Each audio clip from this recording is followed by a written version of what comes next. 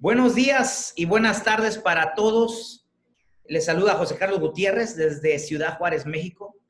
Queremos agradecerles profundamente una vez más toda la interacción que han tenido con nosotros a través de nuestro grupo de Telegram. Valoramos mucho el tiempo que ustedes han invertido para poder comentar, opinar respecto a los diferentes temas que hemos platicado, los videos que hemos publicado. Así que muchas gracias. El día de hoy quisiera presentarles a un gran amigo, Héctor Morales, esposo de Jamie y padre de dos hermosas hijitas de 4 y 2 añitos respectivamente. Él es psicólogo, aparte de ser psicólogo, es parte de nuestro equipo de liderazgo del área, dirigiendo la región centroamericana. Él es el director regional de Centroamérica, de JPC en Centroamérica. Buenos días, Héctor. Gracias por acompañarnos. ¿Cómo estás? Muy buenos días, José, y buenas tardes, queridos amigos y colegas de misión. Gracias a Dios estamos bien. Yo creo que definiendo nuevas perspectivas con todo esto de la cuarentena, ¿verdad? En la que estamos. Y creo que, bueno, con muchas ganas también de aportar para el crecimiento de nuestros voluntarios, staff, bueno, y de las personas en general que nos escuchan, ¿verdad? Sí, gracias, Héctor. Gracias por tu tiempo. Bueno, durante esta semana hemos estado recordando algunos y tal vez otros aprendiendo varios aspectos vitales para tratar de entender a los jóvenes y adolescentes y por ende intentar ser más efectivos en lo que hacemos como ministerio. Escuchamos al inicio de la semana a un biólogo y genetista español que estuvo hablando cómo funciona el cerebro de un adolescente. Luego invertimos tiempo para familiarizarnos en qué generación nosotros nacimos o a la cual pertenecemos. Invertimos tiempo también para ver un poco sobre los millennials, la generación millennial, quienes forman esa generación. Y pues prácticamente hemos estado tratando de formar a nuestra gente, platicar para poder entender un poquito más a quienes estamos llegando. Antes de entrar en los temas que pues acabo de mencionar puntualmente, yo quisiera que habláramos un poco sobre algo básico, pero que nosotros no deberíamos de olvidar, y es el desarrollo fisiológico de un adolescente. Basado en ese punto, Héctor, quisiera empezar con la entrevista haciéndote una pregunta. La pregunta es, ¿qué es lo que como trabajadores juveniles debemos tener muy presente y no podemos olvidar cuando nos disponemos a trabajar con un adolescente o una adolescente? Bueno, José, la verdad es que es muy buena pregunta. Yo quisiera que tuviéramos como modelo de crecimiento, de cómo es un adolescente también, a Jesús mismo. Jesús fue un bebé, estuvo en el vientre materno, se desarrolló adentro del vientre materno, tuvo necesidades como las puede tener cualquier persona en cualquier etapa de la vida. Y así como un bebé, él también tuvo hambre, él hubo necesidad también de limpiarlo, por ejemplo, ¿verdad? ¿Y por qué digo esto? Porque él se despojó de toda su divinidad y se arropó de toda humanidad, ¿verdad? Lo que encontramos nosotros en Filipenses 2 y en Juan capítulo 1. Dios se hizo carne. Y como tal, también fue un adolescente que experimentó cambios fisiológicos. Jesús pasó por la pubertad como cualquier adolescente normal. Y de hecho, Lucas 2:52 nos habla un poquito acerca de esos cambios, ¿verdad? Son como pinceladas que vamos viendo de cómo Jesús iba creciendo. Y ahí se nos dice que Jesús crecía en estatura, crecía en sabiduría, en gracia para con Dios y gracia para con los hombres, ¿verdad? Entonces, prácticamente nos da una visión rápida acerca de toda su persona. Entonces, Jesús también pasó por cambios fisiológicos.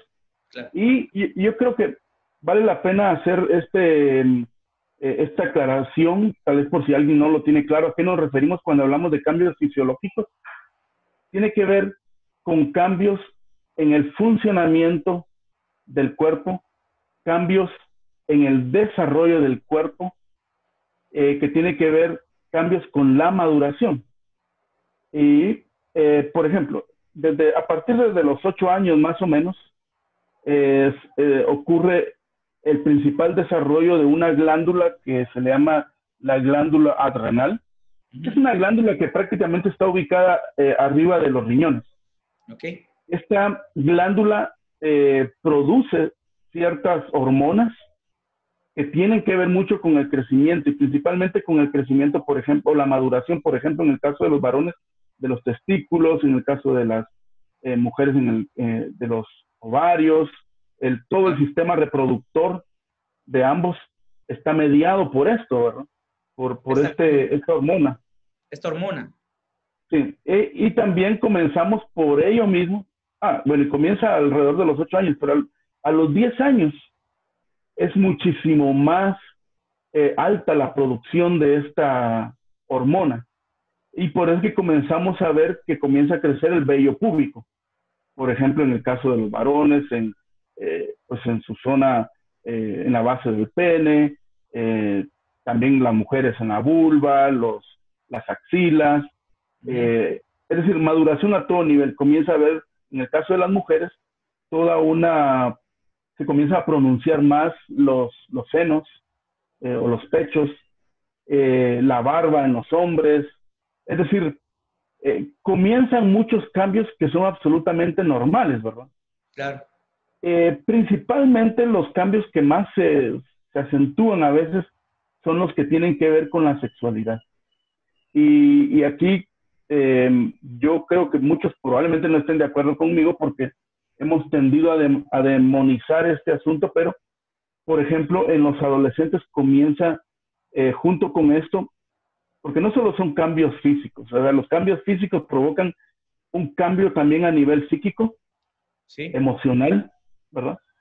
Y, por ejemplo, en el caso de los sueños húmedos, en los varones. Y yo me recuerdo que cuando yo venía siendo un adolescente y yo comenzaba a experimentar esto, es esa expresión como que de me gusta pero me asusta, porque había un placer definitivamente, claro, pero también me asustaba porque en la iglesia el mensaje que yo recibía es que eran demonios. Como que no se acepta ese cambio fisiológico con sanidad, sino que muchas veces se ve malo. Pero por cierto, Héctor, interesante lo que comentas. Yo creo que todo tipo de cambio genera cambios también en comportamiento, ¿no? Cambio físico, cambio de comportamiento están en la mano. ¿Cómo esos cambios físicos afectan el comportamiento de los adolescentes? Ok, bueno, aquí vienen también unos aspectos que tienen que ver con el tema de la maduración y la confusión que se da mucho en la adolescencia. Hay un psicólogo que de apellido, bueno, se llama Mauricio Nobel, que él recoge de las experiencias que ha tenido también, y eso lo podemos ver nosotros en el trabajo que hacemos con adolescentes, como 10 características típicas de un adolescente. Por ejemplo, él dice búsqueda de sí mismo y de la identidad. También hay una tendencia a ser busca mucho su grupo de pares, es decir, sus amigos. Comienza, y eso lo puede explicar este biólogo genetista también, pero comienza a intelectualizar y fantasear cosas, ¿verdad? A partir de este momento, por ejemplo, es más fácil para adolescentes plantearse un proyecto de vida. Hay crisis religiosas porque él comienza a pensar, y es decir, ya no todo lo recibe como se lo dieron, sino que él comienza realmente a hacerse las preguntas clave, ¿verdad? Acerca de Dios, acerca de la religión, acerca de la iglesia a la que asiste. Y también comienza un problema ahí entre la conciencia y los procesos inconscientes. Es decir, en cuanto a la inconsciencia, por ejemplo, para que nos entendamos un poquito, el adolescente ha venido siendo muy instintivo en los años de la infancia, ¿verdad? Es decir, claro, simplemente va tras lo que le causa placer, ¿verdad? Sí, son los niños, así es uno, cuando uno ha sido niño, Pero en la adolescencia comienza a estar más consciente acerca de sí mismo, de su cuerpo, de sus deseos, del sentido de justicia, por ejemplo, del sentido de la honestidad, y comienza a exigir lo mismo. Entonces comienza en un proceso de, de fricción con lo que para él son las figuras de autoridad. Eh, Obviamente hay una evolución sexual que es normal. El deseo sexual se incrementa en la adolescencia y déjenme decirle, el asunto de la masturbación, por ejemplo, no comienza en la adolescencia.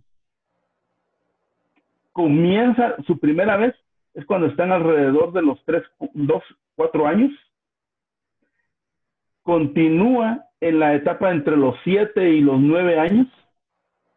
O sea, vuelve a aparecer y vuelve a aparecer en la adolescencia. ¿Sí? Es decir, no es nada nuevo tampoco para el adolescente. Sin embargo, lo que sí crecen son los sentimientos de culpa y los sentimientos de inferioridad por todos los mensajes recibidos previamente en cuanto a un proceso que se le da natural al ser humano. ¿Sí? Todos los niños pasan por este proceso de madurez sexual. Entonces, este proceso de adolescentes, Héctor, tiene mucho que ver en el comportamiento sexual de los adolescentes y los jóvenes. O sea, está muy relacionado el cambio fisiológico a lo sexual. Eminentemente, de hecho es una de las cosas que más le importan al adolescente, ¿verdad? El asunto de la sexualidad.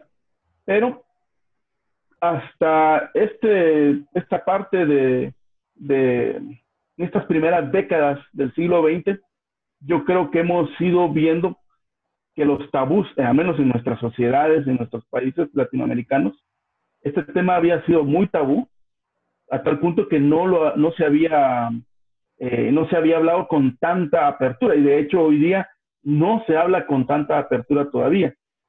Para muchos, el tema, por ejemplo, de la adolescencia, hay cosas que corregir, como en el caso de lo sexual. Sin embargo, también vemos que somos sociedades que somos bien contradictorios, porque algo que es absolutamente normal, lo queremos ver como anormal y por tanto hay que arreglarlo. Tenemos que arreglar al adolescente, ¿verdad?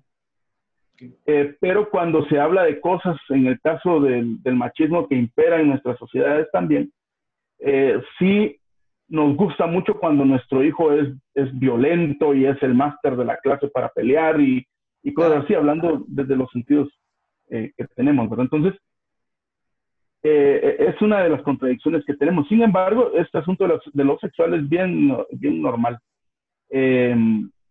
Hay una tendencia a lo antisocial en el adolescente, ¿verdad? Es decir, esa rebeldía que les achacamos siempre a los adolescentes, pero es también absolutamente normal.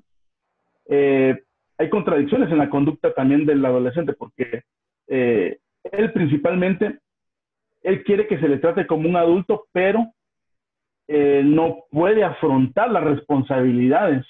Claro. Es decir, las consecuencias de esa responsabilidad no las puede afrontar, ¿verdad? Entonces, y es que es esa dinámica, José, de que el adolescente quiere desprenderse de sus papás, wow, de las figuras de autoridad. Él se quiere situar en el mundo, él quiere decirle al mundo, aquí estoy, ¿verdad? Tremendo, tremendo, Héctor.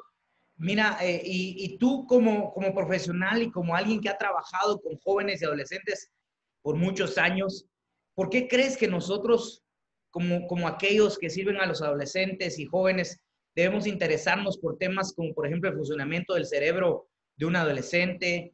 ¿Cómo crees que conocer esos detalles nos podría ayudar a ser más eficientes en nuestro trabajo? Sí, bueno, en principio yo creo que uno no podemos, la experiencia nos ha dicho de que cuando tratamos de hacer incidencia en algo que no conocemos, habremos desperdiciado recursos, no habremos provocado cambios, y solo esto ya te dice, ya te da una razón, un argumento como para decir, necesitamos actualizarnos, necesitamos conocer la población a la que atendemos. De hecho, todo este asunto de las generaciones, la generación X, la generación Y, Z, los baby boomers, lo que sea, déjame decirte que ha sido por estudios no que vienen netamente desde la psicología o desde la sociología, sino que tiene mucho que ver con el marketing. Es cómo las empresas ven el universo y sacan estándares de dónde están ubicados todos, cuáles son los gustos de todos, para poder ver a qué grupo le van a vender qué, ¿verdad? Entonces, sí, realmente es una estrategia de marketing y claro, nos sirve para muchos otros usos, ¿verdad? Entonces, ellos lo hacen a nivel de marketing. En otras palabras, lo que quiero decir yo, el mundo lo hace. Nosotros estamos años luz atrás, a veces, de tomarnos muy en serio a los adolescentes. Y yo quiero decir esto porque uno puede decir, no, pero es que lo que hemos hecho como iglesia está bien. Por ejemplo, nos vamos a subir a los buses a evangelizar. Pues está bien. Sin embargo, eso no quiere decir que estés conociendo a tus adolescentes. Wow. Por ejemplo, ¿qué le tomó a Dios venir y traer salvación? Venir y andar entre nosotros. Es decir, Él pudo haberse quedado, hablando de Dios, haberse quedado muy cómodo allá en el cielo, ya les di mi ley. Pues que vean cómo le hacen, ¿verdad? Ya tienen el conocimiento pleno. Sin embargo, cuando llegamos a Hebreos, se nos dice acerca de Jesús que tenemos un sumo sacerdote que se compadece de nuestras debilidades porque probó nuestra humanidad, ¿verdad? Él fue tentado en todo, dice. Ajá. Y de ese todo lo debemos entender hasta sus últimas consecuencias, ¿verdad? Jesús fue tentado en todo, ¿verdad? Claro, Él no pecó. Sin embargo, vemos a un Dios muy interesado en compartir y acompañarnos en este proceso de cerca. Bueno, yo creo que Él nos entendía, pero Él se hizo ver que está al lado nuestro, ¿verdad? Y nos acompañó en todas nuestras necesidades, ¿verdad? Vemos que acompañó a un Pedro en todas sus incertidumbres, acompañó a un Tomás en todas sus dudas, en todos sus escepticismos. Entonces, Dios viene y se da el chance de que lo conozcamos de cerca porque Él nos está conociendo de cerca, ¿verdad? Entonces, dicho eso, yo creo que el mundo está conociendo a veces mejor a los adolescentes. Yo no sé si ustedes sabían, pero hay estudios que se hacen de los jóvenes de aquí, cómo van a ser los jóvenes de aquí a 30 años, por ejemplo. Claro. He Y escuchado. en base a eso, ¿verdad? Y en base a eso lanzan sus estrategias de negocio. Por ejemplo, ¿no? la MTV, ¿no? MTV ha estudiado las juventudes de 10 años, de 20, de 30 años adelante, ¿no? Sí, y de hecho, por ejemplo, trazan como ejes transversales de lo que serán los jóvenes de aquí a unos 20, 30 años, ¿verdad? Tremendo. Por ejemplo, dicen, van a buscar el placer y se van a tratar de deshacer de todos los obstáculos. Sí, y Héctor, aquí entramos prácticamente a lo que es las generaciones, las diferentes generaciones que hemos tenido y cómo han sido marcadas, ¿verdad? Sí. Se habla, por ejemplo, de los baby boomers, se habla de la generación X, de los millennials, básicamente para marcar elementos socioculturales que influencian a aquellos que nacieron en una época determinada, ¿no? Como psicólogo, te hago la pregunta. ¿Crees que es importante tener conocimiento sobre estas generaciones y sus particularidades? ¿Cómo ese conocimiento puede alimentar, enriquecer, guiar nuestro trabajo con los adolescentes y los jóvenes? Sí, yo creo que en términos generales, sí. Sin embargo, bueno, digo en términos generales porque la globalización nos permite estandarizar muchas cosas. Por ejemplo, ¿qué es lo que caracteriza mucho en términos tecnológicos a esta generación? El uso del Wi-Fi, estamos a punto de ver cosas que tienen que ver con el 5G, sí. Los dispositivos móviles, todo reducido al mínimo.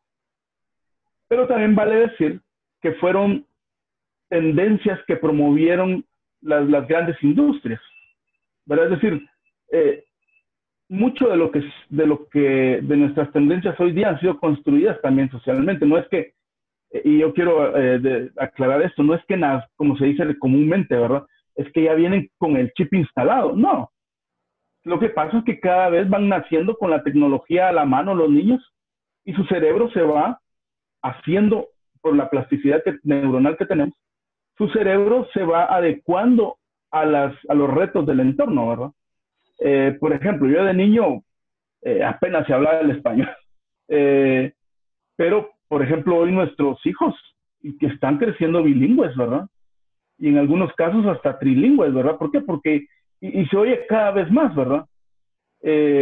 ¿Por qué? Porque los estamos exponiendo desde muy temprano ya a todas esas experiencias. Entonces, son tendencias. Sin embargo, podemos ver una tendencia globalizante en este aspecto, pero siempre van a haber grupos que no van a entrar dentro de toda esta tendencia. Es decir, los jóvenes no se acaban en esta descripción de los grupos generacionales, ¿verdad? O los modelos de entender a las generaciones que tenemos. Van a haber otros grupos que no van a entrar en ese modelo, ¿verdad? Claro. Entonces, estos grupos de millennials que le rehuyen mucho, no digo que son todos, pero es una tendencia de que le rehuyen a la responsabilidad. Por ejemplo, muchos de ellos no quieren tener hijos, muchos de ellos no quieren tener siquiera estar casados. Sin embargo, si quieren gozar de todas las cosas que trae esto, ¿verdad? Por ejemplo, la libertad sexual, que nosotros entendemos pues que deben ser para gozarse dentro de ciertas normas, ¿verdad? Como es el matrimonio, en todo caso. Qué interesante, Héctor, ¿verdad? Mira, tal vez te podría hacer otra pregunta. Interesante lo que comentas, ¿no? Con respecto al comportamiento de los millennials y de los generación Z. Pero mira, en cuanto, por ejemplo, lo que estamos enfrentando actualmente como humanidad, específicamente la pandemia, ¿cómo crees que esto está afectando a los millennials y a la generación Z?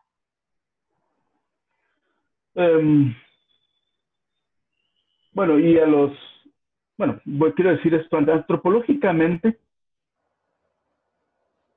antropológicamente el ser humano está diseñado para desarrollarse en compañía de otros seres humanos, ¿verdad? No es que esto sea un constructo social, esto es así. No podemos estar sin el contacto con otros seres humanos. Y se ha dicho, y eso está bien claro, que no hubiéramos logrado llegar hasta este punto como seres humanos si no hubiera sido por el trabajo en comunidad de seres humanos. Ahora, esto es por igual para los adolescentes como para los jóvenes adultos, que en este caso estamos hablando de los millennials, ¿verdad? Ahora, ¿a qué está acostumbrado un adolescente?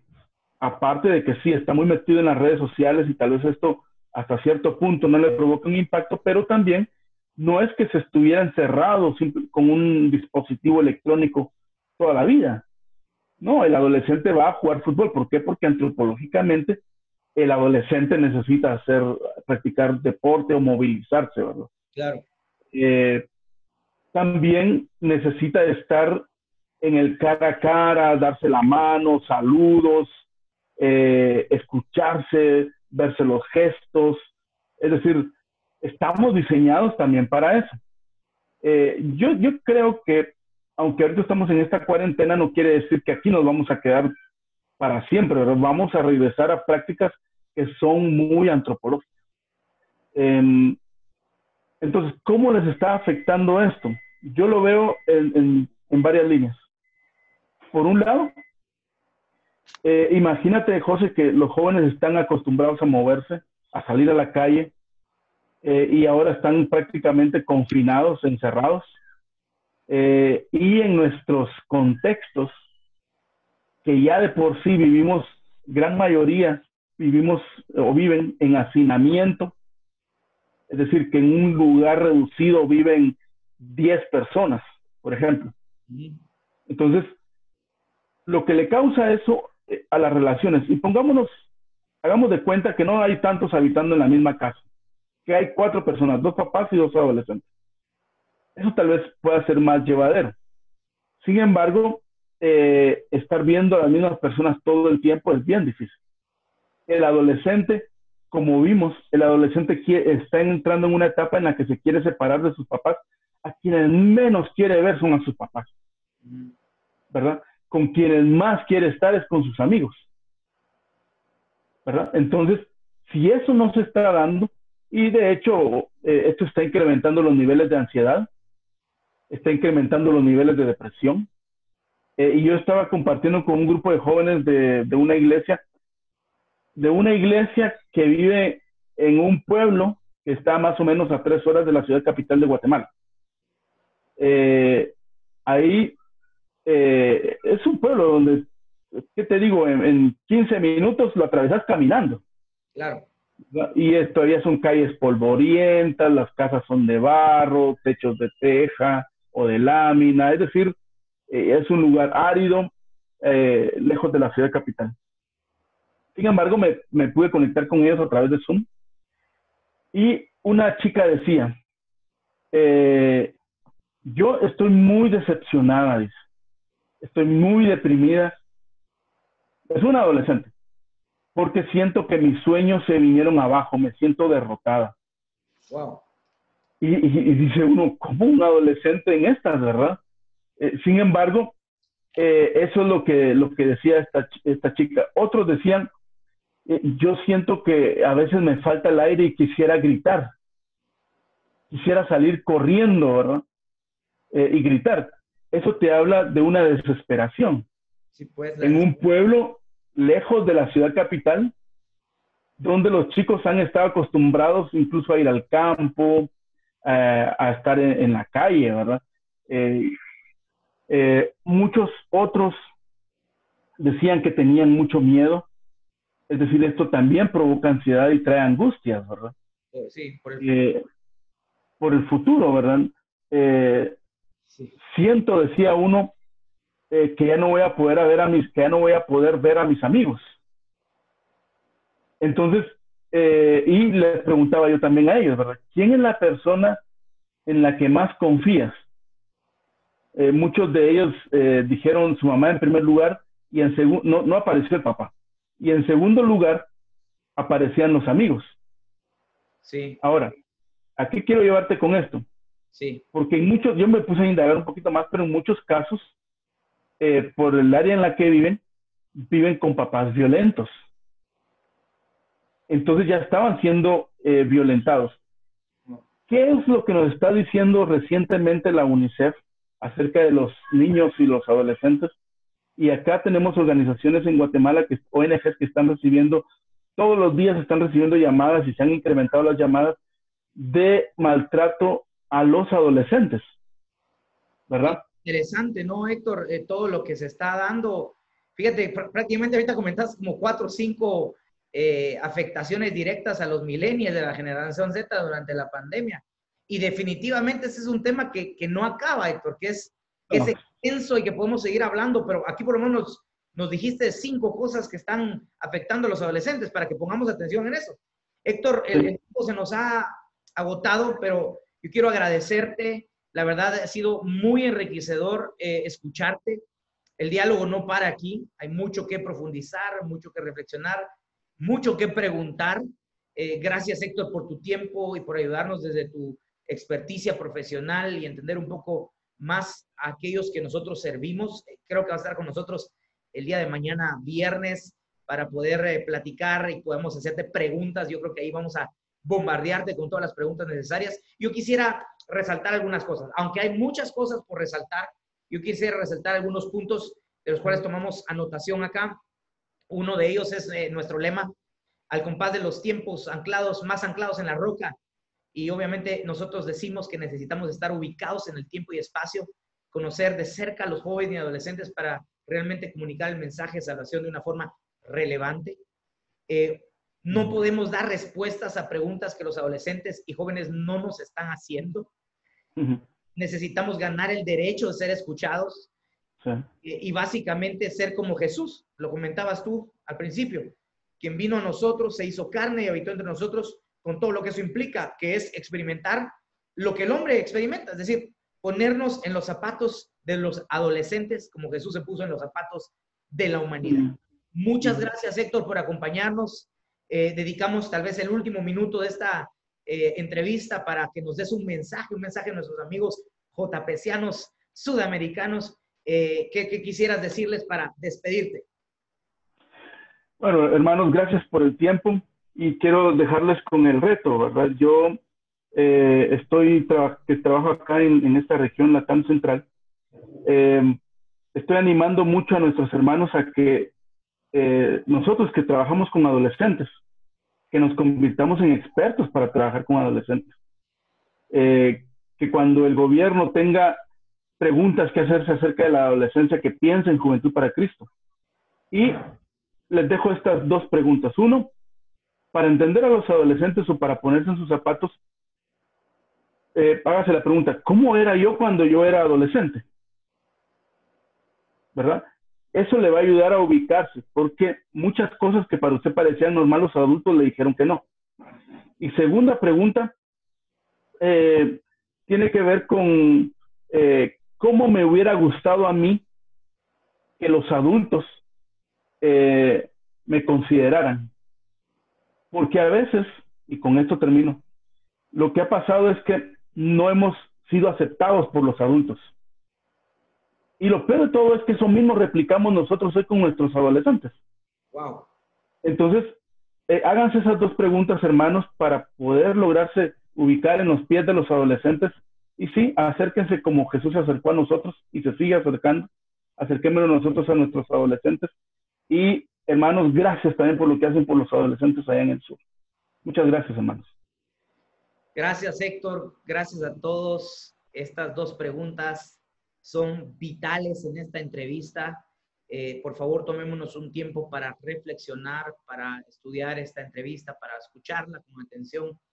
No dejen de visitar Telegram. Estamos atentos a los próximos anuncios y no olviden que mañana viernes tendremos nuestro diálogo en vivo y no se lo pueden perder. Héctor va a estar con nosotros, así que todos atentos. Les mandamos un fuerte, fuerte abrazo a la distancia y con la confianza de que pronto nos veremos. Dios les bendiga. Gracias, Héctor. Muchas gracias. Cuídense mucho. No, gracias a ustedes. Gracias.